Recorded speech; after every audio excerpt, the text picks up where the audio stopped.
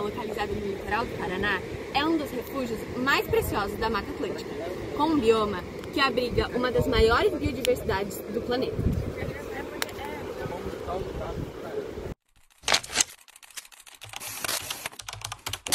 Bom dia, meu nome é Zoe e hoje eu estou aqui presente na Ilha do Mel para contar um pouquinho da sua história e também dos cuidados com a saúde cardiovascular. Basicamente, a Ilha do Mel é dividida em duas partes, Brasília e Encantadas.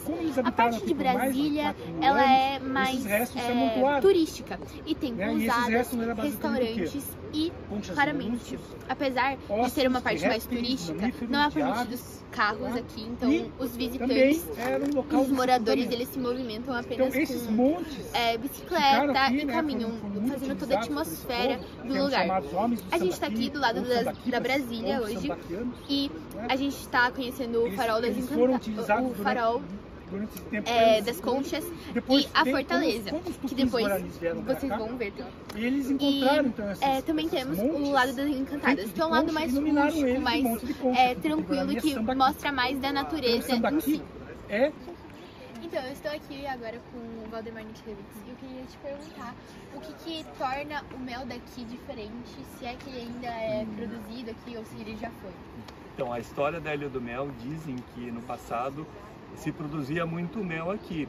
Dizem que uma das origens da ilha, do nome Ilha do Mel, seria proveniente do mel. Se isso aconteceu, aconteceu lá por volta da Segunda Guerra Mundial, entre a Primeira e a Segunda Guerra Mundial, mostra os registros, foi motivado pelos marinheiros que vinham aqui e queriam ter um produto saudável ou alguma coisa para adoçar a sua alimentação e usavam o mel para isso. Existia muita influência alemã naquela época aqui e muitos navios que passavam aqui eram alemães e a Alemanha é um dos grandes produtores, consumidores de mel, eu posso dizer, melhor ainda, e onde a apicultura foi mais desenvolvida. Então os alemães trouxeram a apicultura para a Ilha do Mel e produziam mel aqui. Disse que esse mel, dizem que já foi até exportado. Atualmente eu não conheço que se produza mel na Ilha do Mel. Eu acho que a presença maior aqui são de abelhas nativas, A africanizada com certeza está no meio do ambiente aqui também introduzida, mas eu desconheço uma produção regular de mel aqui. E provavelmente a origem da Ilha do Mel não se deve, o nome, não ao mel especificamente, mas a alguns alemães que se chamavam mel com H, ou a produção de farinha também, que dizem porque a farinha em alemão quer dizer mel com H, Se escreve mel com H. Sim, muito obrigada. Muitos se perguntam, assim como o Valdemar já falou, qual é a verdadeira história do nome dessa ilha, porque não há bem uma razão específica. Se você perguntar para diversos moradores, vários deles terão respostas diferentes ao porquê que o nome dessa ilha foi dado como Ilha do Mel. Bom, existem algumas explicações. A primeira delas é que existia um almirante muito conhecido aqui chamado Almirante Mel com H, em alemão. E ele era muito conhecido com a apicultura. Então essa ilha pode ter recebido esse nome graças a isso. E além disso também, a ilha, lá pelos anos 60, mais ou menos, pelo século 60, ela era mais ou menos grande em exportação do mel. Mas isso não se pode confirmar com muita clareza. Além disso, os índios carijós que viviam na região também apreciavam muito o mel das abelhas nativas. E também a ilha era um entreposto para outras ilhas e outras regiões comprarem mantimentos. E entre eles, a farinha, que é mel em alemão. Então, aí estão algumas razões do porquê que a ilha é chamada de Ilha do Mel. Por ordem de Dom José I, foi construída em 1767 a Fortaleza de Nossa Senhora dos Prazeres, ou Fortaleza da Barra, com o objetivo de garantir a segurança da região e do porto por onde eram embarcados produtos extraídos do continente, como madeira, erva mate e o ouro. Em 1850, aconteceu a Batalha contra o Vapor de Guerra Inglês, Cormorante, que aprisionou 3 naus brasileiros, carregados de escravos. Os canhões de Fortaleza, eles cuspiram fogo e o evento ficou conhecido como Combate Cormorã. Da Fortaleza restam apenas ruínas hoje, tombadas pelo patrimônio histórico. E aqui atrás de mim temos um canhão que foi usado também nessa batalha. A Gruta das Encantadas, que é o lugar no qual estamos agora, que antes a maré era mais alta, então aqui tudo isso aqui que vocês estão vendo era submerso embaixo da água. Enfim, ela está envolta em lendas e histórias fantásticas e uma cavidade natural ao nível do mar localizada em sua ilha. Guarda segredos ainda envolvidos em mistérios e diz a lenda que lindas mulheres em noite de luar apareciam e com a sua beleza e seus cantos sedutores encantavam os visitantes que, andando distraidamente eles pela praia, eles aproximavam-se da gruta e desapareciam misteriosamente para sempre. Em 1992, durante a conferência Eco 92, realizada no Rio de Janeiro, a ilha foi elevada à condição de reserva da biosfera, preservando assim as belezas naturais, fauna e flora da região, sendo a sua administração entregue ao Instituto Ambiental do Paraná, o IAPA. Em meio à correria do dia a dia, reservar um momento para se conectar com a natureza pode ser uma das melhores decisões que você pode tomar e para sua saúde. Parece intuitivo que estar em contato com a natureza traz bem-estar e uma melhor qualidade de vida, principalmente no contexto dos centros urbanos. Porém, a ciência corrobora com essa sensação.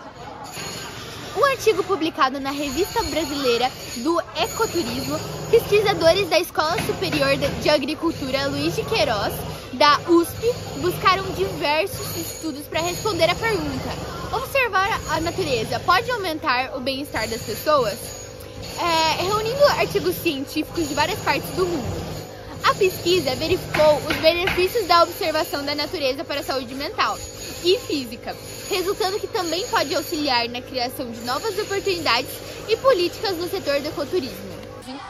Algumas das melhorias na saúde cardiovascular são o aumento da resistência cardiovascular, que ao andar em um ritmo constante melhora a saúde do coração, minimizando o risco de doenças, reduz o colesterol ruim, pois ao movimentar-se ao ar livre ajuda a equilibrar os níveis de colesterol, contribuindo para a saúde metabólica.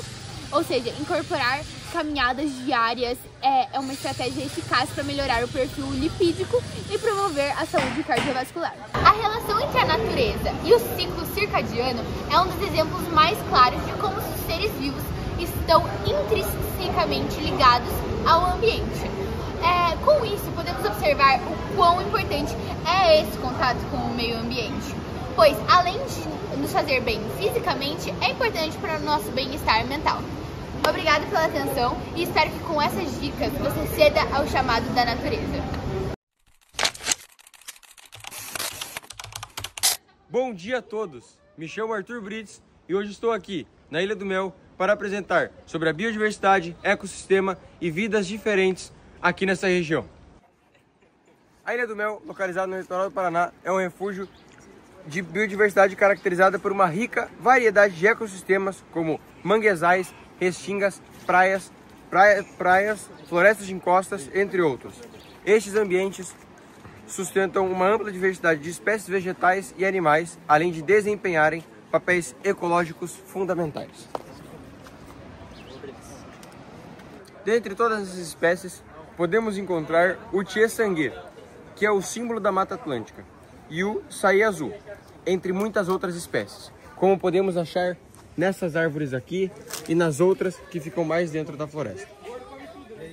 Mesmo com todos esses detalhes que parecem fazer a ilha ser o lugar perfeito, a região enfrenta ameaças como perda de habitat, introdução de espécies exóticas, turismo descontrolado e erosão, que exigem ações de conservação, monitoramento e educação ambiental para sua preservação. Caso contrário, tudo isso será perdido de pouco em pouco. A ilha, quando é época de verão, tem limite de turistas, mas mesmo assim, os turistas não tomam cuidado com a região. A ilha também é abrigo de muitos animais. Além das aves já citadas anteriormente, na ilha tem muitos répteis, e entre eles estão as cobras. E uma que chama muita atenção é a cobra coral, que se trata de um animal extremamente peçonhento, porém não agressivo. Além disso, a ilha também é abrigo de muitos mamíferos, como o gambá, e em algumas espécies do ano é possível ver pinguins de Magalhães e até baleias francas. Dessa vez estamos aqui com a Silvia Niklevics. É um prazer enorme para a gente estar aqui perto de vocês e nesse lugar lindo. E eu gostaria de perguntar hoje se você acha que o tipo de turismo na Ilha do Mel pode ser comparado ao tipo de turismo da reserva natural. São turismos diferentes, ao meu ver. Aqui tem um turismo de massa, né, de turismo de veraneio, né, o pessoal vem passar o dia, curtir a praia mesmo, na intenção de relaxar, tomar uma cervejinha, relaxar. E lá na reserva já é um turismo bem direcionado. A gente recebe grupos de empresas e escolas que querem fazer ações pedagógicas, e com as empresas também a gente sempre reforça o plantio das araucárias, sempre também fazendo ações de compensação de carbono.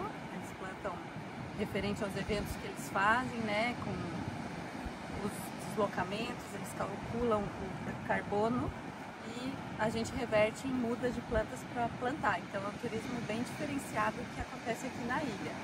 Então lá nós vamos para aprender sobre reflorestamento, sobre a importância da apicultura, né, dos polinizadores e também da preservação dos rios e nascentes. Esses são os 3 pilares lá da reserva. Aqui na Ilha do Mel é muito lindo, maravilhoso, mas o turismo é mais de massa e de veraneio. De lazer. De lazer. Perfeito. Isso. Muito obrigado. Eu que agradeço. Essa foi mais uma de nossas experiências com o projeto Bioma Mata Atlântica. Já fomos na Reserva Natural do Alpinista, do Valdemar Niklevix, no Marumbi e agora aqui na Ilha do Mel.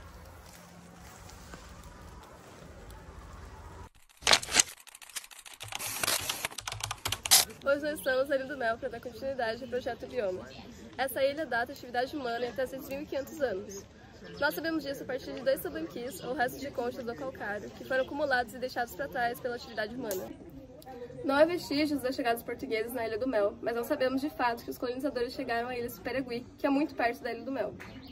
Os habitantes que se fixaram ali exploravam os recursos naturais, pescavam e cultivavam plantas como bananeira e o aipim, uma espécie de tubérculo local.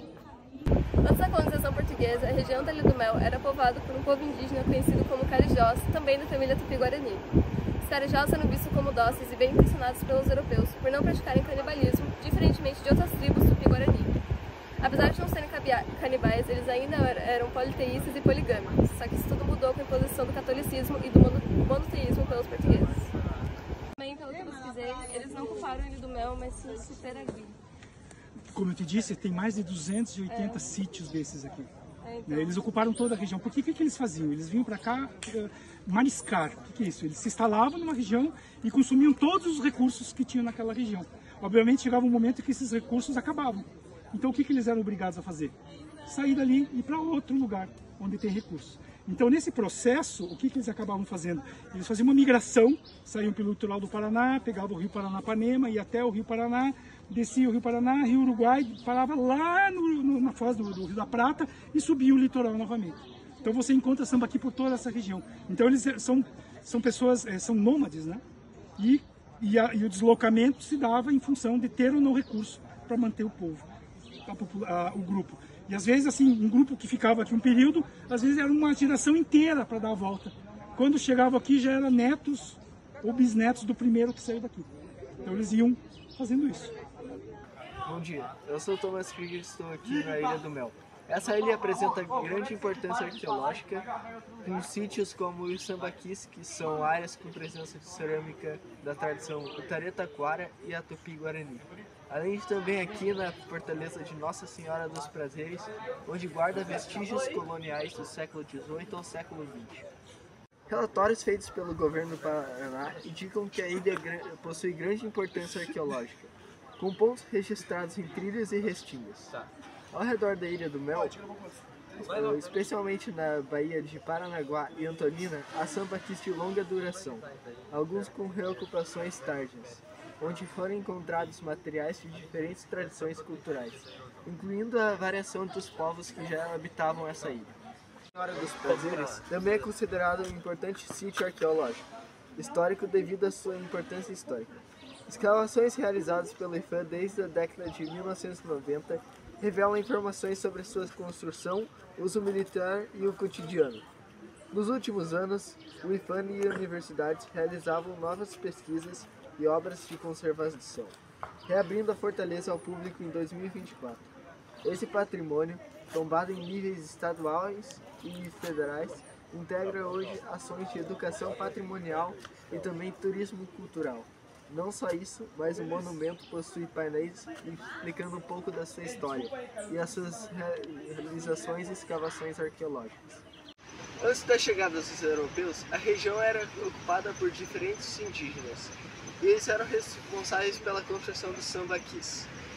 Bom, esses habitantes eles sobreviviam por causa da pesca e da coleta, aproveitando os recursos de manguezais e estuários.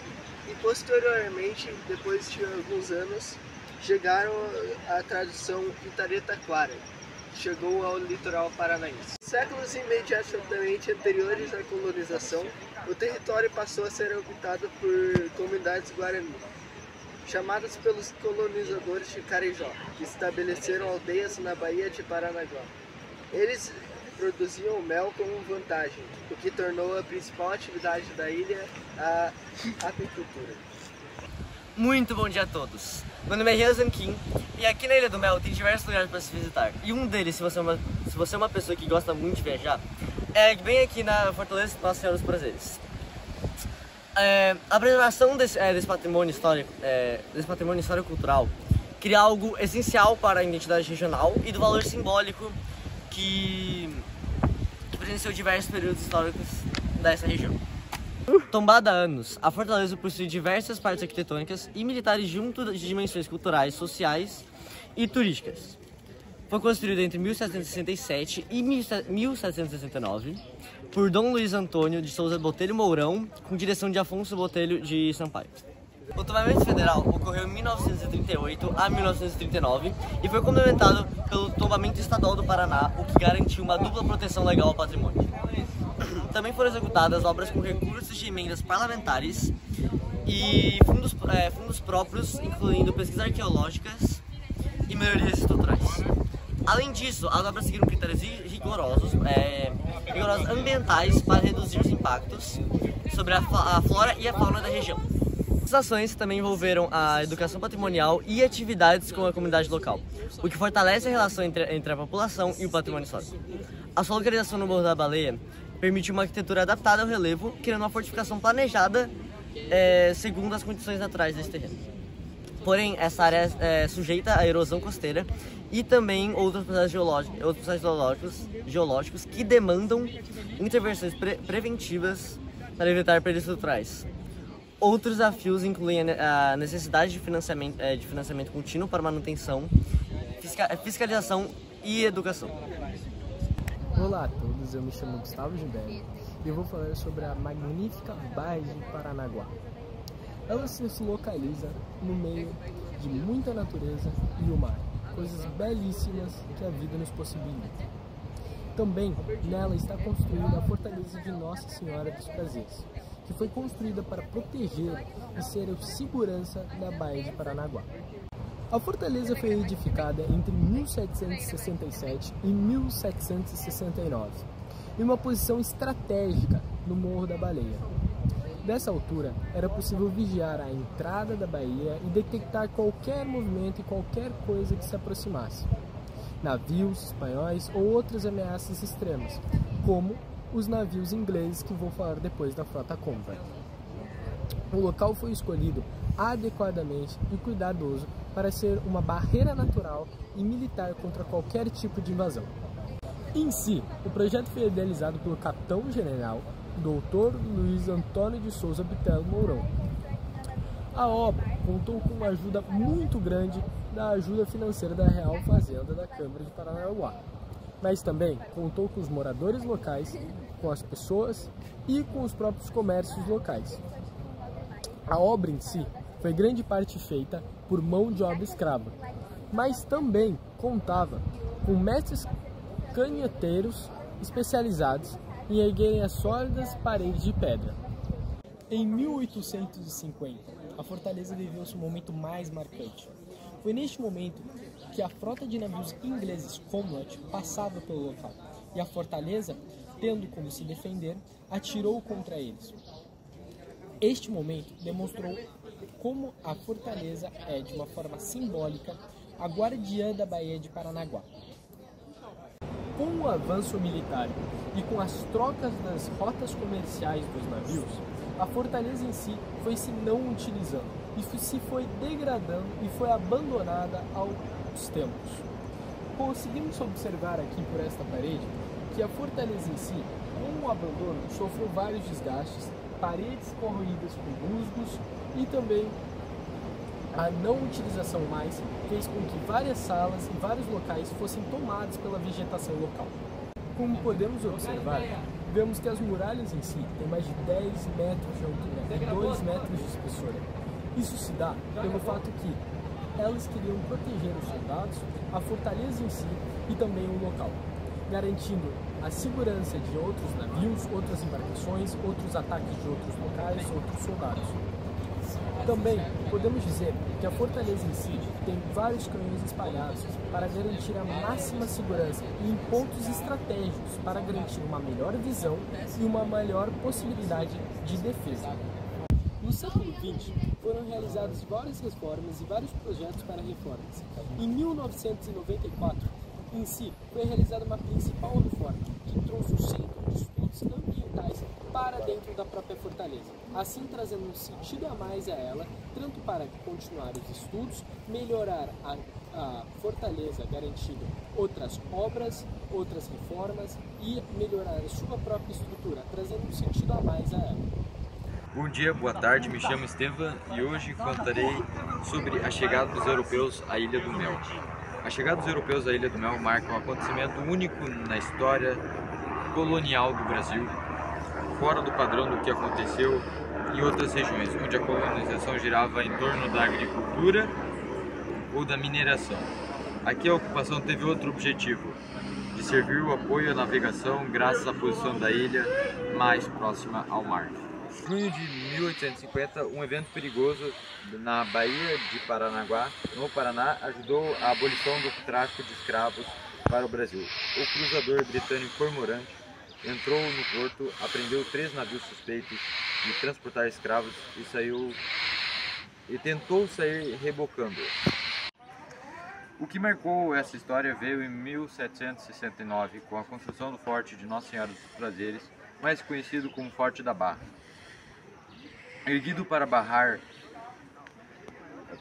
a entrada de piratas e corsários, o forte, com seus canhões apontados para o mar, transformou a Ilha do Mel numa verdadeira sentinela do litoral. No século XIX, a região passou a ganhar nova importância. O comércio de erva mate estava em alta e a ilha passou a ser o ponto de apoio para a navegação. Foi nesse contexto que, em 1872, Dom Pedro II encomendou a construção do Farol das Conchas, feito por engenheiros ingleses. Com ele, a ilha reforçava sua dupla vocação, militar e náutica. A pressão da Grã-Bretanha já vinha de longa data. Eles já haviam abolido o comércio de escravos em 1807 e a escravidão em 1833. E depois disso, sua marinha passou a caçar navios negreiros de outros países. Quando um navio de guerra britânico tentou deixar a Bahia, os canhões de uma fortaleza na Ilha do Mel abriram fogo para impedir. A tentativa falhou e o Cormorant conseguiu escapar, levando um dos navios capturados. Esse navio de força britânica mostrou que a Inglaterra estava disposta a usar sua potência militar para acabar com o tráfico, mesmo dentro de águas brasileiras. Em 1845, eles aprovaram uma lei que permitia à sua marinha afundar ou apreender qualquer navio negreiro. O incidente com o Cormorant em Paranaguá deixou claro que eles agiriam dentro do Brasil. Esse evento foi crucial para pressionar o governo brasileiro a criar a Lei Eusébio de Queiroz, que finalmente proibiu de vez o tráfico de escravos para o país em setembro de 1850.